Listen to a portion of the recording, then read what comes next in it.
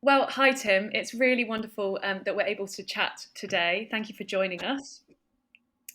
Um, it's fair to say, I think, Tim, that you had this idea for a piece, and actually, through hearing about the piece, that's how I developed the whole program for our concert tour of The Passion, which was originally meant to happen before the pandemic, and now finally is happening this April. So it's a real delight to commission this piece and to perform its world premiere, and three times in one weekend. So, Tim, your piece has two titles: Stabat Mater Dolorosa and also The Dying Child. These titles are the two different texts that you've interwoven in this piece. What is it about these two texts that inspired you to use them and also use them together?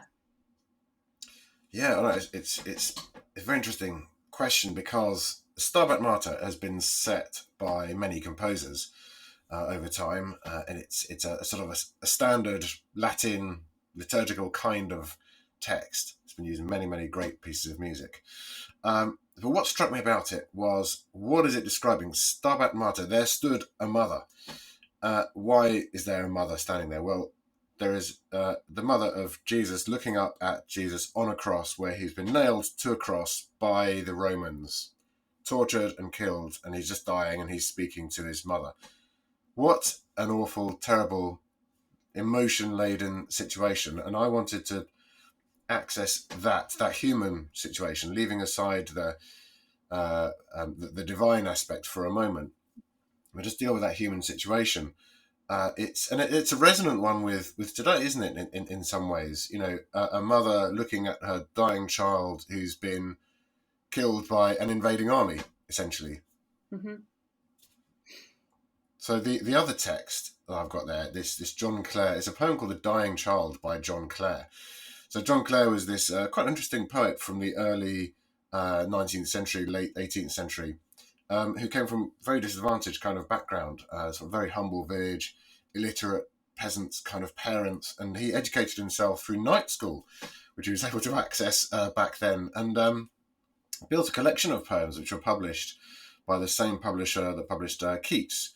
And there's a famous collection called The Rural Life, where he talks about different aspects of rural life. And one of these poems, The Dying Child, he talks about, you can read into it what it might be, but it's about a child that dies and his feelings about that. And it's a very poignant, very powerful poem. But putting the two together, talking about a child that's died and this sort of this vision of Jesus and Mary in this situation that they're in.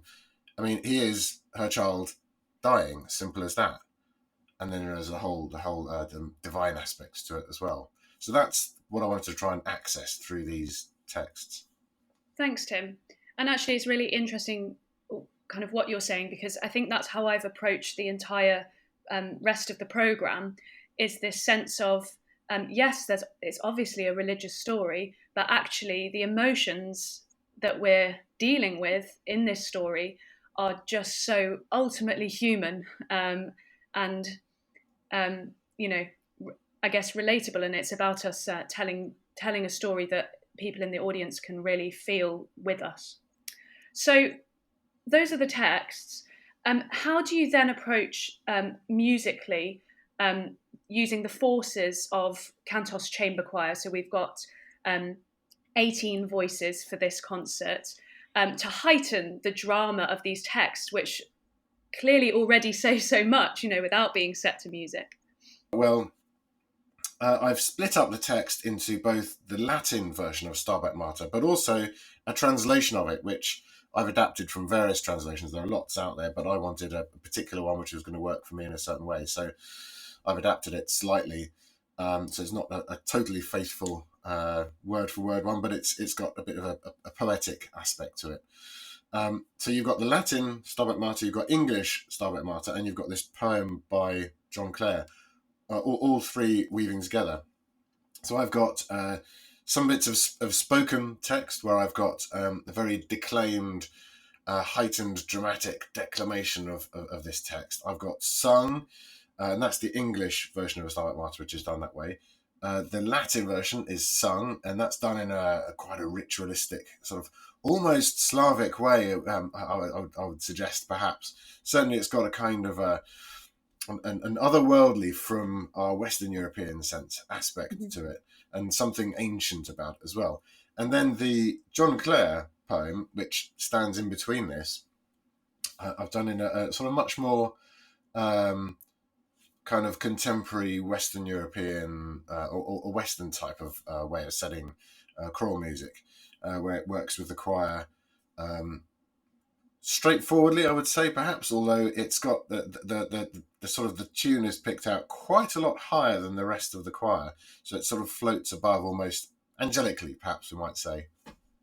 Fantastic. Yeah, and I like how the texts are interwoven in the piece, and so is the sort of the structure of the piece. So we go through these sort of phases, I guess, of different musical worlds, including these really quite dramatic spoken moments, as you say. It's really exciting that we're going to be bringing this piece to Todmorden for our debut performance in Todmorden. I know you live there, Tim, and I know you're really invested in the local art scene. Is it important to you to have your music and perhaps contemporary music more generally premiered in towns such as Todmorden rather than always in the larger concert halls in the major cities? Well, I think it's tremendously important. Not necessarily that it's premiered in somewhere like Todmorden, but that it is performed there when the piece is still new and is still finding its way in the world. It's trying to bring. I don't live in the centre of London or the centre of Berlin or somewhere like that. I'm not sure. I mean, some composers do, but is there really then a sort of sense of local community for them to go and? I mean, you don't present your new work at the Royal Festival Hall because that's your local concert hall. I mean, it doesn't quite work like that. However, living in a place like Todmorden, it's got about 15 to 20,000 people live here. We have probably far more in sort of local arts than you might expect for a town of that size. But in this case, we're going to be performing in the local church, which is a very nice church, lovely kind of wooden beams if you were to look up there. We've got a lovely theatre. We've got a splendid 19th century town hall, which has been recently redone thanks to the Towns Fund, which has been levelling up towns like ours, and that's got acoustic panels in it now. So when orchestras play there, it's not boomy. It's you can actually hear the detail of what's going on. And we've got other places. We've got sort of halls which are used for rehearsals. We've got a tremendous amount here in this town, but it's important then to actually do stuff with it so that people can come in and take part and see what's going on, so they don't have to travel into the centre of Manchester or Leeds, but when they do, they can compare it to they can build up a sense of, I don't know what you might call it, vocabulary or context for the big pieces that they go and hear done by the big orchestras and the big opera houses and all of that. Yeah, fantastic. And it's really obviously important that people like you who basically drive these things as well I know you've really been behind a lot of the things that have been happening in Todmorden, which is just really exciting, and I'm really glad that we can. Not claim all the credit for it. No, I know, but I know you. I know that you work really hard at that side of things in the town, and it makes a big difference. Well, Tim, thank you so much for chatting to me today. It's an extremely poignant and emotional piece. I think we can all tell that just by hearing about it today. I'm really looking forward to bringing it to life with Kantos finally 2 years on, amongst a programme of equally incredibly dramatic music. So see you there, Friday the 8th of April in West Didsbury in Manchester, Saturday the 9th of April, St Mary's Church, Todmorden, and Sunday the 10th of April at the White Hotel in Salford.